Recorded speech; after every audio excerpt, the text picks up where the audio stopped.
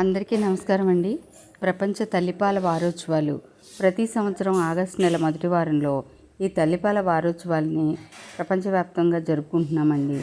వైద్య ఆరోగ్య మరియు కుటుంబ సంక్షేమ శాఖ మన ఆంధ్రప్రదేశ్ ప్రభుత్వం వారు రాష్ట్రమంతా ప్రతి మారుమూల పల్లెల్లో కూడా ఈ వారోత్సవాలను జరుపుకునేలా ఏర్పాట్లు చేశారండి. అసలు ఏమండి, పిల్లలకు పాలు ఇవ్వాలని, అన్నం పెట్టమని మనం ఏ తల్లికైనా ఇలా ప్రత్యేకంగా చెప్పాలా చెప్పండి? పశుపక్షాదుల నుండి మనుషుల వరకు ప్రతి తల్లి తను తినకపోయినా తన బిడ్డ కడుపు నింపుతుంది కదండి. ఇది అనాదిగా వస్తుంది. కానీ ఈ మధ్యకాలంలో కాలంతో పాటుగా చాలా మార్పులు రావటం, ఆడ మగ అందరూ బ్రతుకు తెరువు గురించి బయటికి ఉద్యోగాల పేరట బయటికి వెళ్ళిపోతున్నారు కదండి. అందువలన ఒక్కోసారి కొద్దిమంది బిడ్డలకి తల్లిపాలు దూరం అవుతున్నాయండి. ఇదే కాకుండా తక్కువ వయసులో పిల్లలకి పెళ్ళిళ్ళు చేయటం వలన ఆ అమ్మాయికి తల్లిపాల గురించి అవగాహన లేకపోవడం ద్వారా కూడా ఇలా జరుగుతుందండి. అమ్మమ్మలు, నానమ్మలు లేదా ఆయాల సమక్షంలో డబ్బా పాలు, గేదె పాలతో పెరుగుతున్నారండి చాలామంది పిల్లలు. తల్లిపాలు అసలు శిశువుకు ఒక ఆశీర్వాదం లాంటిదండి. నిండు నూరేళ్ళు ఆరోగ్యంగా జీవించు అని అంటాం కదండి, అలాంటిదేనండి ఇది.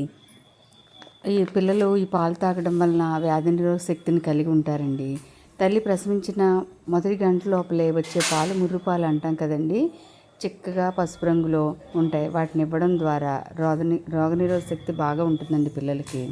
వ్యాధులు తొందరగా దరిచేరవు. తల్లిపాలు ఇచ్చే పిల్లలకు, డబ్బా పాలు ఇచ్చే పిల్లలకి చాలా తేడా ఉంటుందండి.